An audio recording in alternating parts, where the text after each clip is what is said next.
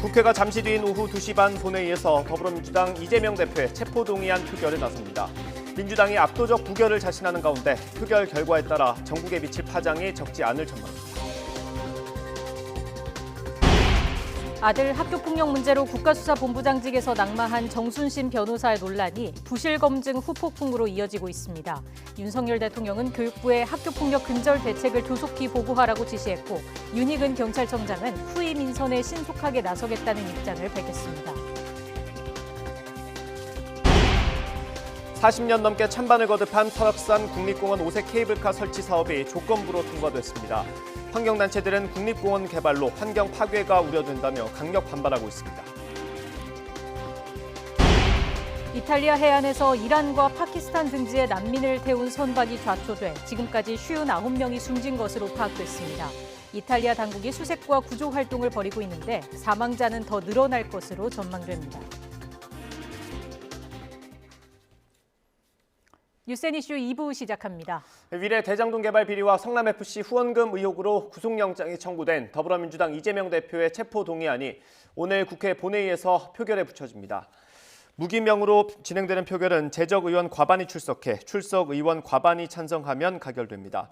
여기에서 체포동의안이 가결되면 구속전 피의자 신문을 거쳐 구속 여부가 결정되고 부결되면 법원이 심사 없이 영장을 기각합니다. 국민의힘은 더불어민주당 이재명 대표의 체포동의안 표결과 관련해 만약 부결된다면 386 운동권 세대의 몰락을 지켜보게 될 것이라고 비판했습니다. 정진석 비상대책위원장은 오늘 아침 비상대책회의에서 민주화 운동 세력이 집단 망상에 사로잡혀 있다면서 이같이 말했습니다.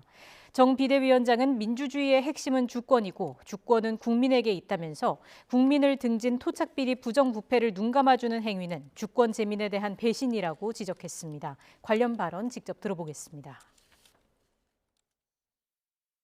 1987년 체제를 탄생시킨 민주화 운동권 세력이 집단 망상에 사로잡혀 있습니다. 하지만 오늘 체포 동의안이 부결된다면 우리는 한 세대 이상 이어져 온 87년 체제의 종말, 386 운동권 세대의 몰락을 지켜보게 될 것입니다. 민주주의의 핵심은 주권 재민입니다. 대한민국 주권은 국민에게 있습니다. 국민을 등친 토착비리 부정부패를 눈감아주는 행위는 주권 재민에 대한 배신입니다. 민주당의 주축인 운동권 출신 386 정치인 가운데 누구 하나 이재명의 토착비리 부정부패에 대해 입을 열지 않고 있습니다. 비겁한 침묵입니다. 더불어민주당 박홍근 원내대표는 윤석열 검사 독재 정권의 법치는 오로지 자기 가족을 지키는 데만 유능하며 정적에게는 망나니 철퇴를 가하는 데 주저함이 없다고 비판했습니다. 박 원내대표는 오늘 회의에서 이재명 대표 체포동의안을 당당하게 막아내겠다며 이같이 밝혔습니다.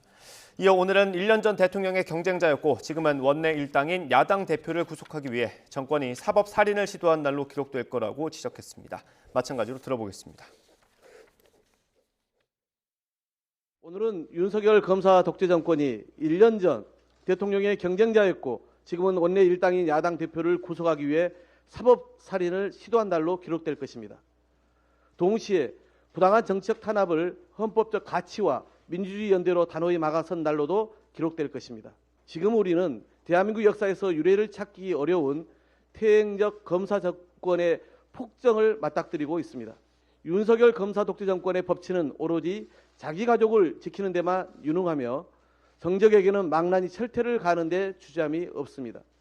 이재명 대표 체포동의안 당당히 막아내겠습니다. 민주당은 자랑스러운 민주주의자들이 지켜온 정당답게 윤석열 검사 독재 정권의 폭정을 저지하고 역사의 후퇴를 막아낼 것입니다.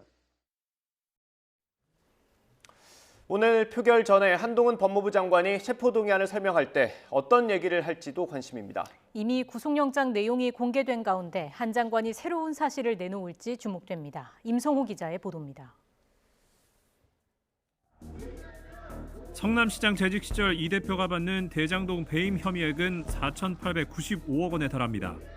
민간업자들에게 개발 특혜를 몰아주고 성남 도시개발공사 이익은 제한함으로써 성남시에 막대한 손해를 끼쳤다는 겁니다. 민간업자들에겐 7,886억 원에 이르는 부당이익이 돌아갔다고 검찰은 계산했습니다. 대장동과 비슷한 유일의 신도시 개발 때도 이 대표는 측근과 공모해 민간업자에게 특혜를 줘서 211억 원의 이익을 몰아준 혐의를 받습니다. 여기에 133억 원의 3자 뇌물죄도 있습니다. 네이버, 두산건설, 차병원 등 기업들의 부지 용도 변경 같은 건축 인허가 편의를 제공하고 그 대가로 성남FC에 후원금을 내게 한 의혹입니다. 검찰은 혐의 입증을 자신하고 있습니다. 그 증거로 이 대표 영장 청구서에 각종 성남시 회의록과 검토 보고서, 용역 문건과 내부 보고, 이 대표가 결재한 문건 등을 열거했습니다. 서울중앙지검 관계자는 이 대표가 보고받고 승인한 모든 것을 객관적인 증거로 확보했다며 향후 법정에서 공개하겠다고 예고했습니다. 반면 이 대표 측은 검찰이 명확한 물증 없이 대장동 일당의 진술만으로 이 대표를 몸통으로 몰고 있다고 맞서고 있습니다. 어떻게 하면 야당을 파괴할까? 어떻게 하면 정적을 제거할까? 법치를 빙자한, 법치의 탈을 쓴 사법 사냥이 일상이 되고 있습니다. 양측 공방이 치열한 상황에서 세간의 관심은 오늘 표결 전 안건 설명에 나서는 한동훈 법무부 장관의 입에 쏠리고 있습니다. 앞서 한 장관은 뇌물 혐의를 받는 노웅래 민주당 의원 체포동의안을 설명할 때 돈 봉투가 부스럭거리는 소리까지 녹음된 파일이 있다며 구체적 증거를 언급해 논란이 되기도 했습니다. 돈 봉투 부스럭거리는 소리까지도 그대로 녹음되어 있습니다. 뇌물 사건에서 이런 정도로 확실한 증거들이 나오는 경우를 저는 보지 못했습니다. 한 장관은 이번에도 절차에 따라 체포동의 요청 사유를 충실히 설명한다는 방침이어서 이 대표 혐의를 둘러싼 피의사실 공표 논란이 재현될 거란 전망도 나오고 있습니다. YTN 임성호입니다. 윤석열 대통령은 교육부에 지방교육청 등 유관기관과 협력해 학교폭력 근절 대책을 조속히 보고하라고 지시했습니다. 윤 대통령은 오늘 오전 용산 대통령실에서 비공개로 진행한 수석 비서관 회의에서 이같이 말했다고 김은혜 홍보수석이 서면 브리핑으로 전했습니다. 국가수사본부장에 임명됐다가 낙마한 정순신 변호사의 아들 학폭 관련 문제가 국민적 공분을 일으키자 이런 대책을 주문한 것으로 보입니다. 정순신 변호사가 아들의 학교폭력 문제로 국가수사본부장에 임명된 지 하루 만에 낙마한 것과 관련해 교육부가 관련 내용을 종합적으로 논의해 오는 4월경 대책을 수립하겠다고 밝혔습니다. 교육부는 오늘 정례 브리핑에서 학교폭력 예방을 위해 2012년 학폭위 처분 사항을 생활기록부에 기재하도록 했는데 시행 10년 이상 지난 만큼 전반적으로 점검이 필요한 상황으로 보고 있고 사회적으로도 우려와 개선 필요성이 제기되고 있다며 이같이 밝혔습니다. 국가수사본부장에 임명됐던 정순신 변호사가 아들의 학교폭력 문제로 낙마하면서 경찰청장 책임론이 커지고 있습니다. 추천권자인 윤희근 경찰청장은 정 변호사의 아들 논란은 전혀 인지하지 못했다면서 자신의 거취 문제는 늘 고민하고 있다고 밝혔습니다. 직접 들어보시겠습니다. 윤희근 본부장 아들 학교폭력 사건 인지하셨는데도 사건하신 건가요? 전혀 몰랐습니다. 네. 전혀 모르셨어요? 네. 그 거취 부분에 대해서는 고민해 두신 게 있으실까요? 고민은 늘 하고 있습니다. 후속 절차를 최대한 신속하게 진행을 해서 어떤 공백 우려가 없도록 하겠습니다. 앞전 공모가 보니까 한 50여일 정도 걸렸더라고요. 그러니까 뭐 그보다는 좀 빨리 진행해야 되지 않겠나 생각을 하고 있습니다. 네, 지금까지 전해드린 대로 국가수사본부장이 임명 하루 만에 낙마하면서 그 후폭풍이 거셉니다. 민주당은 인사검증 부실을 비판하면서 법무부 인사정보관리단을 겨냥했습니다. 박주민 의원의 주장 들어보겠습니다. 적어도 인사검증이 이렇게 부실했던 부분에 대해서 인사검증 라인에 있던 사람들은 책임을 좀 지는 모습을 보여줘야 되겠죠. 인사검증 라인이라면 어디서부터 시작해야 돼요? 일단 추천자는 지금 윤희근 경찰청장이라고 알려져 있고요. 윤희근 경찰청장도 일정 정도 저는 책임이 있다고 봅니다. 뭐 언론 보도 보면은 경찰 쪽에서는 사실상 내정이었는데 어떻게 우리가 뭐 이런 볼멘 소리를 한다 그러는데요. 아무리 그렇다 하더라도 뭔가 문제제기는 있었어야 된다고 보고요. 그다음에 더 큰 문제는 저희가 지난번 뭐 국정감사나 아니면 그 이전부터 계속해서 이 법무부에 신설된 인사정보관리단에서 하는 일이 도대체 뭐냐, 검증 대상이 도대체 누구냐, 그다음에 검증 기준이 뭐냐를 계속 밝혀달라고 그랬어요. 근데 뭐 말로는 투명한 영역으로 인사 관련 업무를 끌어내기 위해서 법무부에다 설치했다, 시행령으로. 저희들은 그거 자체가 문제가 있다고 그랬지만 이제 투명한 영역을 끌어내기 위해서 했다고 하지만 아무것도 제대로 밝히고 있지 않아요. 그래서 끊임없이 논란이 되거든요. 네, 이 논란에 여당도 고개를 숙였습니다. 김기현 당대표 후보는 충분히 걸러야 할 사안인데 굉장히 아쉽다면서도 검증 시스템에 강제 조사권이 없어 보완이 필요하다고 주장했습니다. 라디오 인터뷰 들어보겠습니다. 저도 사실 그 점은 굉장히 아쉽게 생각하고 그거는 충분히 걸러야 될 매우 중요한 사안이었는데 하는 그런 그 때문에 국민들께는 대단히 죄송하게 생각합니다. 제가 검증 담당은 아니지만 여권의 지도 책임을 져야 될 입장이 있으니까 공동의 책임을 제가 느끼고 있고요. 그런데 사실은 민주당 정부 시절 내내 많은 그 인사 참사들이 있었습니다. 추천 과정에서. 그다음에 민정수석실에서 다 관장을 했었는데 조국 같은 사람이 그렇게 많은 그 사고도 일으켰고요. 심지어 조국 같은 사람을 나중에 법무부 장관으로까지 추천하고 임명 강행까지 했지 않습니까? 민주당 정부 시절에요. 실제로 이제 검증 시스템을 보면 문제는 있습니다. 왜냐하니까 강제 조사권이 없어서 본인이 잘 알리지 않으면 그것을 알 수 있는 그런 법적 제도가 없거든요. 강제적으로 조사할 수 있는 본인이 동의를 받지 않으면 강제로 조사할 수 있는 방법이 없습니다. 그렇긴 하죠. 그래서 그 제도의 보완은 꼭 필요하다고 생각하는데. 네, 그런데 제도 보완만이 능사는 아니라는 주장도 있습니다. 박근혜 정부 시절에 청와대 공직기강 비서관실에서 근무했던 박관천 전 행정관은 경험상 인사권자의 의지가 중요하다고 말했습니다. 재갈 공명이 왜 좋아하던 장수를 참수했는지 생각해보라는 조언까지 건넸습니다. 들어보겠습니다. 근데 이건 우리 있었던 말인데 갑자기 어떤 사람에서 인사감정이 탁 떨어집니다.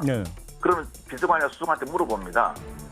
인사권자의 의도를 갖다가 물어보는 건데 엄지손가락을 위로 드는 경우가 있고 아래로 드는 경우가 있기도 하거든요. 위입니까 아래입니까 이렇게 물어본다는 겁니까? 로마 검투사한테 엄지손가락 위로 치켜드는 거하고 아래로 내리는 거 있잖아요. 그러면 위로 치켜들면 어떻게 됩니까?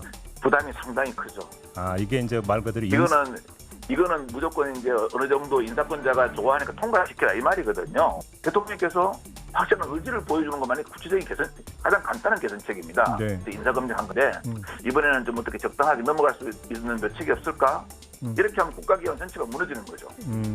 재갈 공명이 왜 가장 좋아하는 장수 마속을 참수했는지 윤 대통령께서 다시 한번 생각해 보시고 실행하신다면은 그리고 요번에 인사검증을 잘못한 문제에 대해서 분명히 아무리 자기를 위해서 했다 할지라 당신을 위해서 했다 할지라도 그 부분들을 정확하게 잘못된 부분은 처벌을 하고 넘어간다면 다음부터는 인사검증 대충 해라 해도요. 담당 공무원들은 공정과 원칙에 입각해서 하려고 할 것입니다. 윤석열 대통령이 연세대학교 학위 수여식에 참석해 기득권 카르텔을 깨고 자유롭고 공정한 시스템을 만들자고 말했습니다.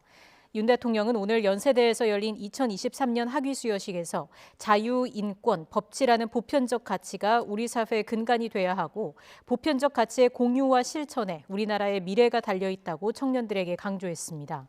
또 노동과 교육, 연금 등 3대 개혁을 언급하며 우리 사회를 공정하게 개혁해 미래 세대들에게 용기를 불어넣겠다고 약속했습니다. 역술인 천공이 대통령 관저 결정에 개입했다는 의혹과 관련해 경찰이 대통령 경호처 협조로 CCTV 확보를 추진하고 있습니다. 서울경찰청 관계자는 오늘 오전 정례 기자간담회에서 이른바 천공 의혹과 관련해 대통령 경호처에서 적극적으로 협조하기로 해 자료 확보 절차를 진행하고 있다고 밝혔습니다. 그러면서 대통령 경호처의 한남동 공관과 국방부 서울사무소에 설치된 CCTV 제공을 요청했고 필요한 분량과 확보 방식을 협의하고 있다고 설명했습니다.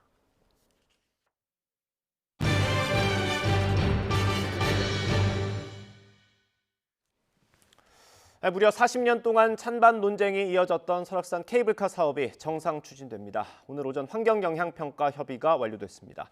자세한 상황 취재기자 연결해서 들어보겠습니다. 지환 기자. 네, 강원 취재본부입니다. 네, 이 사업이 정상적으로 진행된다고요? 네, 맞습니다. 40년 넘게 찬반 논란이 이어져온 설악산 케이블카 사업이 본격 추진될 전망입니다. 환경부 소속 원주지방환경청은 오늘 오전 설악산 케이블카와 관련해 조건부 협의, 즉 동의 결정을 내려서 양양군에 통보했다고 밝혔는데요. 환경영향평가를 통과한 것으로 사업이 본격 추진된다는 뜻입니다. 1982년 처음 시작한 설악산 케이블카는 그동안 환경 영향 평가와 관련해 수차례 우여곡절을 겪었습니다. 앞서 2019년 원주환경청은 입지 부적정을 이유로 부동의 의견을 통보하기도 했는데요. 강원도 양양군이 제기한 재보완 절차를 거쳐서 이번에 사실상 설치 허가가 난 겁니다. 다만 이번 동의 결정을 내리며 환경당국이 요구한 게 몇 가지 있습니다. 사냥 등 법정보호 야생 동식물에 대해서는 무인 카메라와 현장 조사를 병행해 서식 현황을 조사하라고 제시했고요. 기존 안에 마련된 상류 정류장 위치를 해발 고도 1480m에서 1430m로 50m 하향 조정하라고 주문했습니다. 또 디젤 발전기 대신 중청 대피소까지 전기를 끌어오라고 요구했습니다. 오색 케이블카 설치 사업은 설악산 국립공원 오색지구에서 설악산 정상 대청봉 바로 옆 끝청까지 남설악 일대 3.3km 구간에 8인승 케이블카 53대를 놓는 사업입니다. 지역에서는 침체한 설악권 관광사업 활성화와 노약자 등반 등을 이유로 줄기차게 설치를 요구했고 환경단체에서는 환경 파괴를 이유로 강하게 반대했습니다. 윤석열 대통령의 강원권 정책 과제 중 하나고 김진태 강원지사의 선거 공약이기도 했습니다. 잠시 뒤인 오후 2시 김진태 강원지사와 김진아 양양군수의 결정 환영 기자회견이 예정돼 있는데요. 앞으로 남은 과제인 행정안전부 지방재정투자사업 심사를 거친 후 계획상으로는 내년에 착공해 2027년 운행 예정입니다. 육상 국립공원에 케이블카가 설치된다면 덕유산에 이어 두 번째인데요. 40년 넘게 찬발 논란을 불러일으킨 것에서 알 수 있듯이 이 설악산 케이블카는 환경 측면에서 상징성을 지닙니다. 설악산이 무너지면 다른 곳까지 무너진다며 이 환경단체의 반발과 비판이 거세지는 이유인데요. 국립공원 개발 붐이 본격화할 수 있다는 우려도 제기되고 있습니다. 지금까지 강원취재본부에서 YTN 지환입니다. 환경부가 설악산 국립공원 오색 케이블카 설치 사업 추진을 조건부 동의한 데 대해 환경단체들이 강하게 반발했습니다. 녹색연합 박은정 자연생태팀장은 설악산이 국립공원이자 천연보호구역, 세계자연유산, 백두대간 보호구역, 산림유전자원 보호구역으로서 보호받는 지역이라면서 설악산이 무너지면 다른 곳까지 무너진다고 우려했습니다. 국립공원을 지키는 시민모임 정인철 사무국장은 상부 정류장 위치를 50m 하향한 점 외에는 2019년 환경영향평가 부동의 결과가 나왔을 때와 사업 계획에 크게 바뀐 점이 없다면서 내용상으로 모든 걸 무시하고 오직 윤석열 대통령 공약만 따라간 측면이 강하다고 말했습니다. 경기 침체에도 호황을 누리는 두 개의 업종이 있습니다. 바로 금융업과 정유업인데 정부는 유독 금융업에는 사회적 책임을 강조하고 있습니다. 왜 그런 건지 박홍구 기자가 취재했습니다. 국내 정유업계 1위인 SK이노베이션은 지난해 영업이익 4조 원으로 최대 실적을 올렸습니다. GS칼텍스와 S-오일, 현대오일뱅크 등 나머지 3개 회사까지 합하면 영업이익은 14조 2천억 원에 달해 역대 최대입니다. 이 같은 실적에 정유업계는 최대 기본급의 1000%에 이르는 성과급을 지급했습니다. 하지만 실적의 이유가 우크라이나 전쟁에 따른 국제유가 상승과 정제 마진에 의한 것인 만큼 횡재세를 도입하자는 의견이 나왔습니다. 이에 대해 정부는 반대 입장을 분명히 했습니다. 특정 기업이 특정 시기에 이익이 난다고 해서 횡재체 형식으로 접근해서 세금을 물리고 하는 것은 저는 바람직하지 않다 이렇게 생각하기 때문에 정부는 일부 유럽 국가들이 에너지 기업들에게 횡재세를 부과하려고 하지만 우리 기업들과는 이익 구조가 다르다고 지적했습니다. 반면 금융업에 대해서는 사회적 책임과 공공성을 요구했습니다. 특히 5대 시중은행은 정부가 쳐놓은 진입장벽 안에서 가파른 금리 인상 덕분에 막대한 이윤을 챙기고 성과급과 명태금 잔치를 벌인 게 화근이 됐습니다. 대통령은 은행에 대해 이른바 돈잔치라는 비판이 나오지 않도록 또 국민들의 위화감이 생기지 않도록 금융위원회에 관련 대책을 마련하도록 지시했습니다. 이처럼 두 개 업종이 다른 대우를 받는 것은 정유업은 설비 투자와 연구개발 부담이 있어 국제유가가 낮을 때는 적자가 나기도 하지만 금융업은 저금리에도 예대금리 차로 수익을 내고 위기 때는 공적 자금이 투입되는 만큼 공공재로서 성격이 강하기 때문입니다. 인수합병 등을 통해서 규모가 굉장히 크고 안정적으로 운영을 할 수 있게끔 여러 가지 규제들이 만들어져 왔기 때문에 과점 현상이 일어났다라고 보시면 될 것 같습니다. 코로나19와 우크라이나 전쟁이라는 돌발 변수로 기업과 개인의 희비가 엇갈리는 가운데 이윤을 챙긴 업종 간에도 역할과 성격에 따라 요구받는 책임의 수위가 달라지고 있습니다. YTN 박홍구입니다. 지난해 가계지출 가운데 세금, 이자 등을 포함한 비소비 지출이 27%에 달하는 걸로 나타났습니다. 통계청 국가통계 포털을 보면 지난해 전국 1인 이상 가구의 한 달 평균 비소비 지출은 95만 1,000원으로 1년 전보다 8% 늘었습니다. 전체 가계지출 359만 1,000원 가운데 비소비 지출이 26.5%를 차지해 1년 전보다 0.4%포인트가 늘었습니다. 이 같은 비중은 1인 가구를 포함한 조사가 시작된 2006년 이후 가장 높습니다. 대통령실이 내수를 진작하기 위해 이른바 김영란법 시행령 일부를 개정하는 방안을 검토하고 있습니다. 이동훈 대통령실 대변인은 어제 브리핑에서 부정청탁과 금품수수 금지에 관한 법률에서 규정한 음식값 한도를 3만 원에서 5만 원으로 올릴 수 있는지 질문이 있었다며 이같이 말했습니다. 이어 내수를 진작할 수 있는 차원에서 다양한 논의를 진행하고 있다며 다음 비상경제민생회의에서 이 문제를 다룰지 살피고 있다고 설명했습니다. 현재 김영란법에서 한도는 음식이 3만 원, 축의금과 조의금 5만 원, 화환과 조화 10만 원, 선물 5만 원 등이고 농수산물 선물은 10만 원까지 가능합니다. 김영란법에서 정한 음식값의 한도를 올리려는 시도는 이번이 처음은 아닙니다. 이전에 이 시도가 무산된 이유가 뭔지, 내수 경기를 살리는 차원에서 실현 가능성은 있을지 경제 전문가의 평가 들어보겠습니다. 이전 정부도 시행을 했었어요. 똑같이 추진을 했어요. 근데 좌초됐어요. 왜냐? 시민단체들이 반발했어요. 시민단체들의 이 경실련이 반발한 논리가 뭐냐? 사실 경기 침체가 김영란법이라는 이 정부의 주장은 당시의 주장입니다.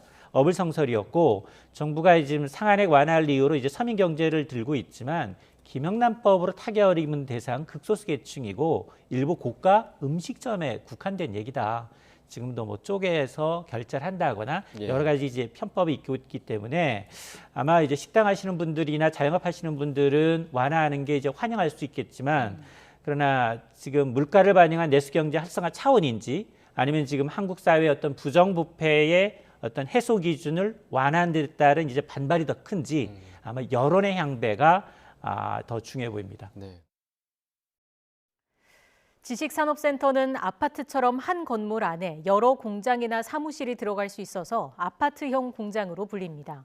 규제가 덜해서 수익형 부동산으로 인기를 끌었는데 서울 지식산업센터 거래량이 전년 대비 절반 가까이 줄면서 분위기가 달라진 모습입니다. 최기성 기자입니다.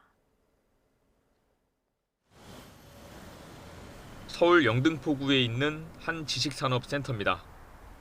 지난해 12월 입주가 끝났지만 입주율은 20%에 그쳤습니다. 분양가보다 낮은 값에 파는 이른바 마이너스 프리미엄 매물도 나왔습니다. 분양가보다 싸게 마이너스 프리미엄으로 내놓으신 분 계시긴 있어요. 저희한테는 2천만 원 말씀하셨나? 그렇게 말씀하셨는데 결국은 딴 데서 계약이 되긴 했어요. 지식산업센터는 전매 제한이 없고 중과세의 기준이 되는 주택수에 포함되지 않습니다. 또 최대 80%까지 대출이 나오면서 집값 상승기 때도 수요가 많았습니다. 부동산 호황기 때 정부의 주택시장 규제로 투자 수요가 지식산업센터 등으로 옮겨가면서 대체 투자처로 급부상을 했었고요. 지난해 금리 인상이 이어지면서 대출이자 부담이 늘자 상황이 달라졌습니다. 2021년 1,133건이던 서울 지식산업센터 매매 건수는 지난해 629건으로 44.5% 줄었습니다.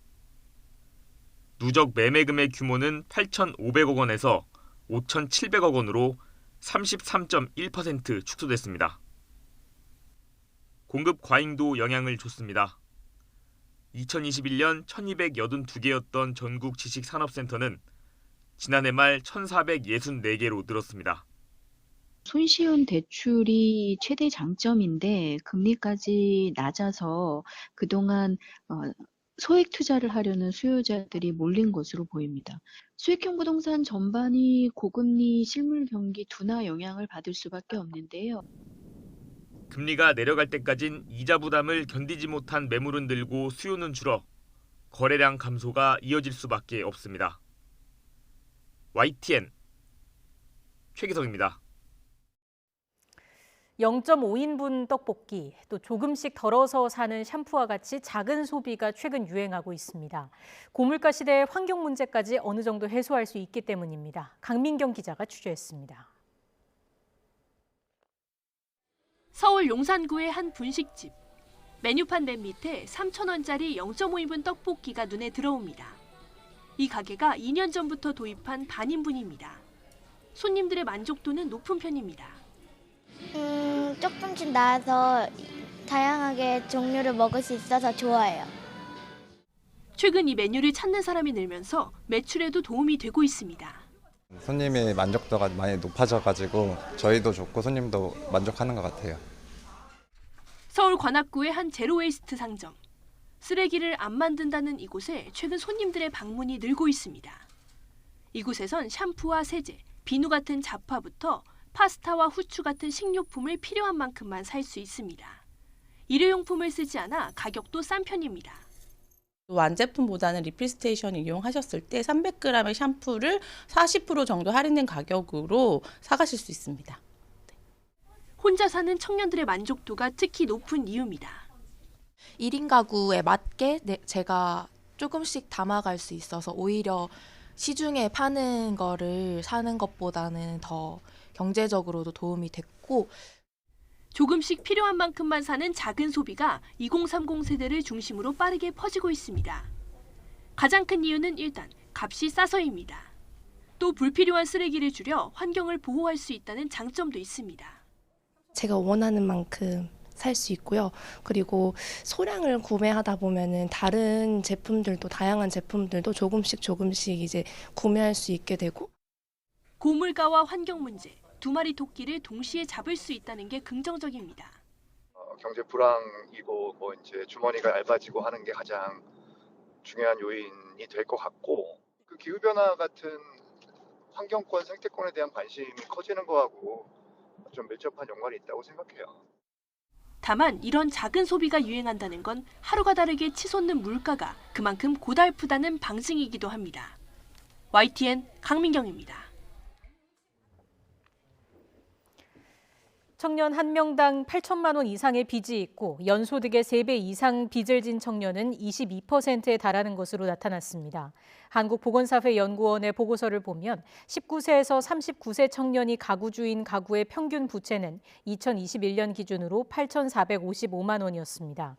이는 2012년 기준의 3,405만 원보다 2.48배 많은 것입니다. 부채의 위험 수준을 살펴보기 위해 소득 대비 부채 비율을 살펴봤더니 청년 가구주 가구 가운데 300%가 넘는 경우가 21.75%나 됐습니다. 고 변희수 하사가 성전환 수술을 받고 강제 전역 처분을 받은 뒤 극단적 선택으로 세상을 떠난 지 2년이 지났습니다. 유가족이 기자회견을 열고 지난해 말 육군이 공무와 인과관계가 없는 죽음이라며 순직을 인정하지 않은 것을 비판하며 재심사를 신청하겠다고 밝혔습니다. 직접 들어보시겠습니다. 자기 모습대로 살겠다고 수술을 한 사람이 왜 성 정체성 때문에 사망을 합니까? 자기 하고 싶은 걸 하지 못해서 죽는 사람은 있어도 하고 싶은 걸 해서 죽는 사람은 없습니다.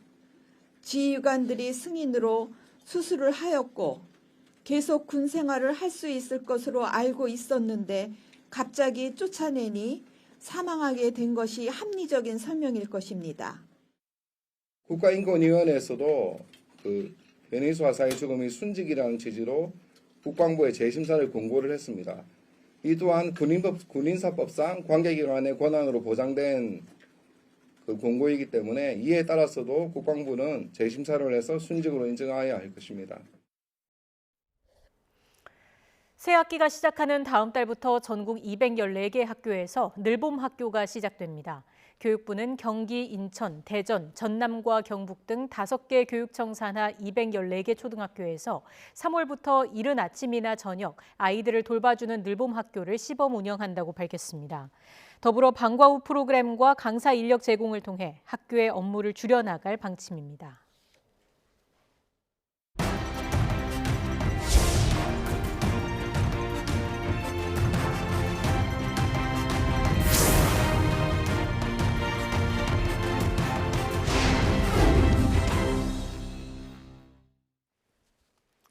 러시아군의 공세가 집중되고 있는 우크라이나 동부 지역에서 러시아군 전차가 파괴되는 영상이 공개됐습니다. 이 지역을 사수하고 있는 우크라이나군은 러시아가 대량 학살을 저지르고 있다며 이기는 것 말고는 선택지가 없다고 역설했습니다. 김원배 기자가 보도합니다. 진격하던 러시아군 전투 차량에 폭발이 일어나며 연기가 치솟습니다. 러시아 군인 한 명이 차량에서 뛰어내리더니 그대로 달아납니다. 사방이 뻥 뚫린 개활지인 우크라이나 동부 도네츠크 주의 부훌레다르 외곽. 파괴된 러시아군 전차와 전투 차량들이 그대로 방치돼 있습니다. 아무런 대비 없이 이 개활지에 들어섰다가 우크라이나군이 매설한 지뢰와 포격에 속수무책으로 당한 것입니다. 부훌레다르는 러시아의 계속된 공습에 사실상 폐허가 됐습니다. 그러나 우크라이나군은 죽음을 무릅쓰고 이 도시를 지키고 있습니다. За наших дітей ми б'ємося, за наших українців всіх, за нашу націю, як би сказати. Бо те, що робить Росія, це на даний момент, я вважаю, що це є геноцидом українців. І українців нема другого виходу, як тільки перемога в цій війні. 부훌레다르는 동부 돈바스와 남부 자포리자를 잇는 지리적 요충지입니다. 또 러시아가 2014년 병합한 크림반도로 가는 철도가 지나는 곳입니다. 따라서 부훌레다르를 차지하면 러시아 본토에서 우크라이나 동부와 남부를 지나 크림반도까지 이어지는 점령지 방어가 한층 유리해집니다. 삶과 죽음이 교차하는 최전선인 부훌레다르에도 아직 피난을 떠나지 못한 민간인들이 남아 있습니다. 지하실에 사는 이들은 수도와 전기가 끊긴 상황에서 빗물을 받아 사용하고 초를 켜 어둠을 밝힙니다.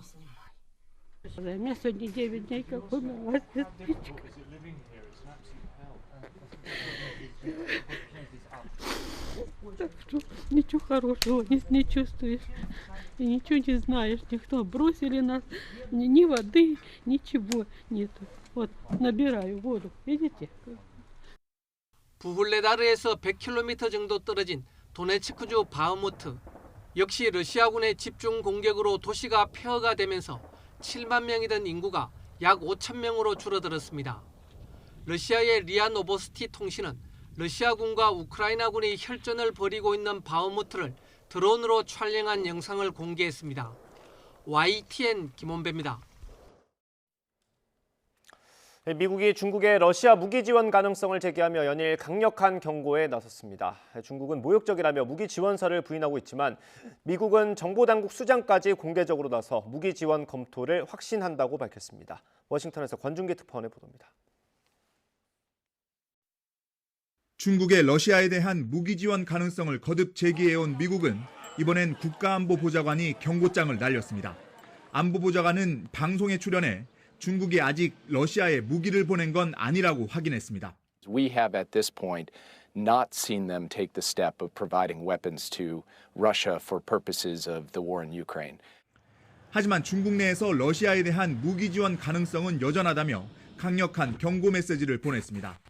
우크라이나 민간인 살상에 사용될 무기를 보내는 순간 중국은 책임에서 자유롭지 못할 거란 겁니다. We are watching closely. We know they haven't taken it off the table, and we are sending a clear message, as are our European allies, that this would be a real mistake because those weapons would be used to bombard cities and kill civilians.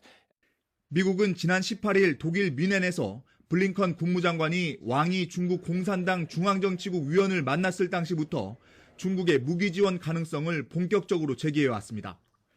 중국 외교부는 중국에 대한 모욕이자 먹칠이라며 강력 반발했지만 미국은 단순한 심증이 아니라는 입장입니다. 최근엔 드론과 탄약 제공을 검토하고 있다는 좀 더 구체적인 정보도 내밀었습니다. We have intelligence that's been reported that they are contemplating sending 100 drones into Russia. We also know they're buying all their energy from them. You say it's been reported. Do you know that's what they're looking at, is sending in drones? And other lethal weapons. 윌리엄 번스 미 CIA 국장도 방송에 출연해 중국이 러시아에 살상 무기 제공을 검토하는 건 분명하다며 확신하는 입장을 피력했습니다.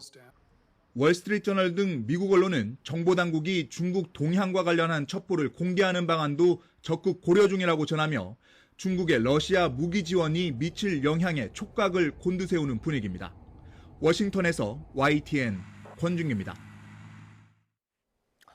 윌리엄 번스 미국 중앙정보국 CIA 국장은 블라디미르 푸틴 러시아 대통령이 서방의 정치적 피로가 쌓이면 우크라이나와의 전쟁에서 승리할 것으로 믿고 있는 듯하다고 말했습니다.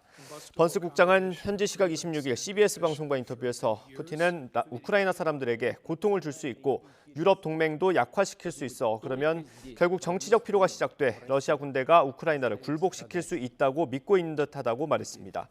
그러면서 지난해 러시아 세르게이 나리시킨 러시아 대외정보국 국장을 만나 러시아가 핵무기를 사용하면 심각한 후과가 뒤따를 것임을 경고했다고 밝혔습니다. 북한 노동신문은 김정은 국무위원장이 참석한 가운데 어제 당 중앙위 본부청사에서 제8기 제7차 전원회의 확대회의가 소집됐다고 보도했습니다. 신문은 이번 전원회의에서 당면한 주요 과업들과 국가 경제 발전을 위해 현 단계에서 제기되는 절박한 과업들과 실천적 방도들이 결정된다며 이같이 밝혔습니다. 권영세 통일부 장관은 북한 김정은 국무위원장에 딸 김주애를 후계자로 보는 건 조금 이르다고 말했습니다. 권 장관은 오늘 CBS 라디오 김현정의 뉴스쇼에 출연해 북한이 지금부터 후계 구도를 만든다고 하더라도 북한 체제를 이끌어갈 수 있겠냐 하는 의문도 남아있다며 이같이 밝혔습니다. 다만 4대 세습을 확실하게 하겠다는 모습을 보이는 건 분명한데 4대 세습의 당사자가 김주애인지는 계속해서 지켜보는 게 옳겠다는 생각을 한다고 설명했습니다. 이어 김 위원장의 첫째 아들에 대해서는 존재에 대해 추측할 만한 정황이 있지만 확실하게 확인할 수 있는 내용은 없다고 말했습니다. 한국에서 고조되는 자체 핵무장 여론을 진화하기 위해 북대서양 조약기구 나토에 준하는 핵 협의체를 설립해 일본과 호주까지 확대해야 한다는 제안이 미국에서 나왔습니다. 미국 싱크탱크인 헤리티지 재단의 브루스 클링너 선임연구원은 아시아에서 미국 확장 억제 강화 필요성이라는 제목의 보고서에서 미국의 확장 억제 신뢰를 높이기 위해 핵 사용 가능성과 관련한 의사결정에 한국을 포함할 것 등을 주장했습니다.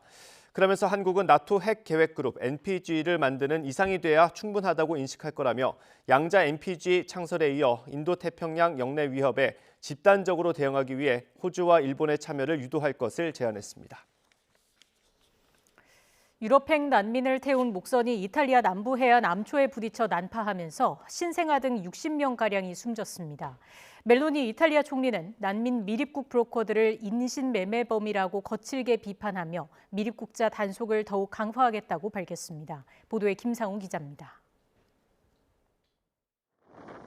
수많은 시신들이 산산조각난 목선의 잔해와 함께 해변을 따라 떠내려와 300m 가까이 흩어진 채 발견됐습니다. 20m 길이의 목선이 이탈리아 서남부 크로토네 시합 해안의 암초에 부딪혀 난파했기 때문입니다. 어린이와 신생아를 포함해 사망자는 수십 명으로 계속 늘고 있고 해변까지 헤엄쳐온 생존자는 80여 명으로 거의 모두 성인입니다. 현지 매체 등의 보도를 보면 200명 이상의 난민을 태운 목선은 닷새 전 튀르키예에서 출발했습니다. 탑승자 대부분은 아프가니스탄과 이란, 파키스탄, 소말리아 등지에서 온 것으로 알려졌습니다. 이탈리아 남부는 유럽행 난민을 태운 선박들이 입항을 시도하는 주요 경로 가운데 하나입니다. 주로 지중해 중부 항로를 통해 입항하는데 선박 사고 위험이 큰 경로입니다. 이곳에서는 2014년 이후 난민 선박 사고로 2만여 명이 숨지거나 실종됐습니다. Tragedie del genere vanno evitate il giorno prima, non vissute così come le stiamo vivendo oggi, il giorno dopo. 현 이탈리아의 멜로니 정권은 지난해 반난민 등의 공약으로 탄생해서 국제적인 논란에도 난민 구조선의 활동을 제한하는 등 규제를 강화하고 있습니다. 멜로니 이탈리아 총리는 성명을 통해 깊은 슬픔을 느낀다고 밝히면서도 한편으론 난민 미립국 브로커들을 인신매매범이라고 거칠게 비판하며 미립국자 단속을 더욱 강화하겠다고 밝혔습니다. YTN 김상호입니다. 튀르키예 수사당국이 지난 6일 발생한 강진 피해 규모를 더욱 키운 건물 부실 시공 관련자 184명을 구속해 수사하고 있습니다. 현지 매체 보도를 보면 튀르키예 당국은 부실 시공 사건과 관련해 600명 이상을 조사했고 이 가운데 시공 변경 책임자와 부동산 소유주 등 과실 혐의가 인정되는 관련자를 이같이 구속했습니다. 구속된 피의자 가운데는 가지안테프 누르다우시의 오케슈 카바크 시장도 포함됐습니다.